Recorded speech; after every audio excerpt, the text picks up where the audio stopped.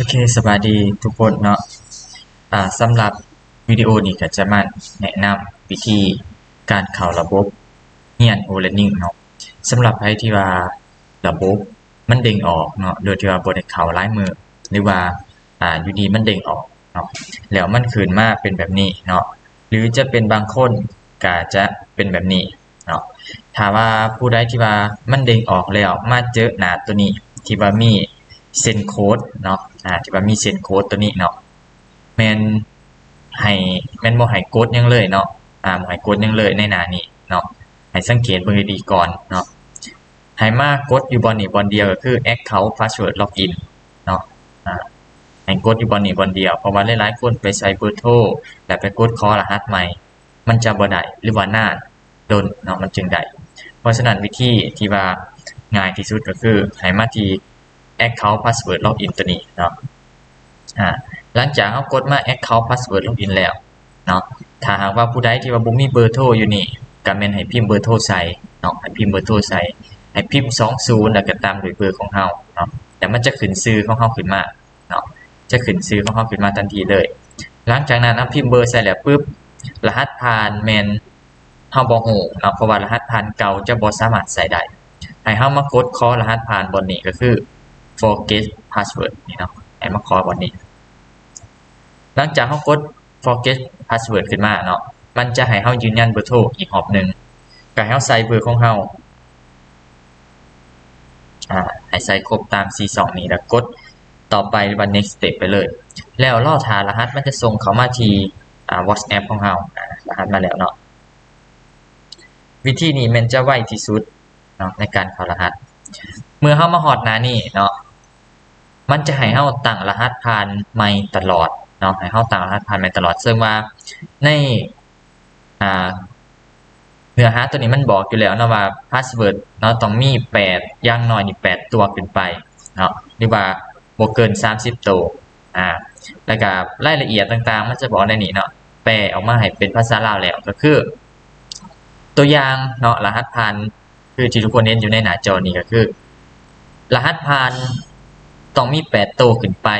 เนาะต้องมี8ตัวขึ้นไปสิเป็นแบบไรก็ตามต้องมี8ตัวขึ้นไปและ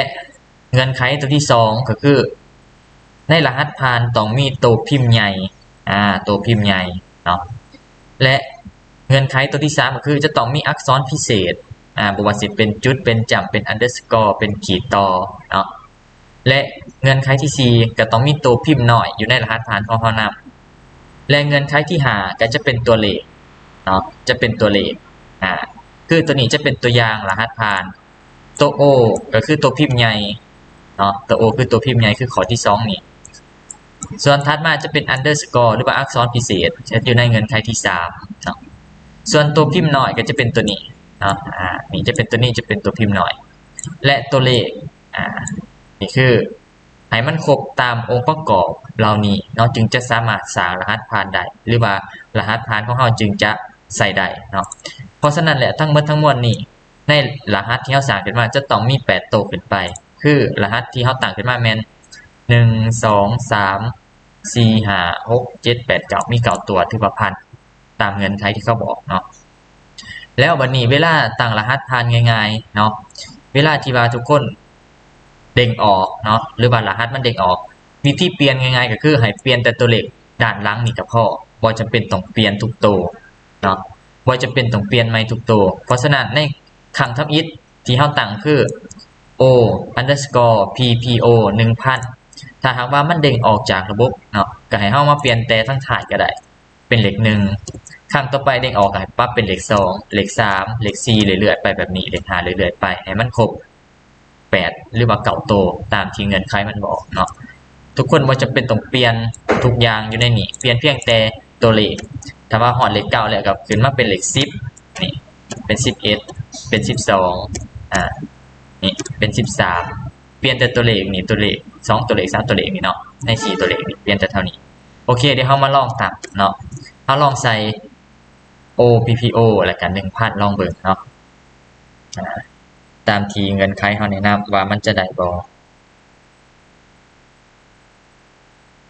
แล้วก็ทั้งลุมก็แม่นให้ใส่กันเนาะทั้งลุมต้องได้ใส่คือกันเด้อ หลังจากเขาใส่รหัสเรียบร้อยแล้วเขาก็กดโดนเนาะถ้ามันขึ้นมาแบบนี้หมายความว่ารหัสตัวนี้มันเคยตั้งมาแล้วเห็นบ่รหัสตัวนี้เขาบ่สามารถใส่ได้เพราะฉะนั้นเขาเปลี่ยนทั้งท้ายให้เป็นเลขหนึ่งลองเปลี่ยนเป็นเลขหนึ่งเนาะทั้งลุมก็ต้องเปลี่ยนคือกัน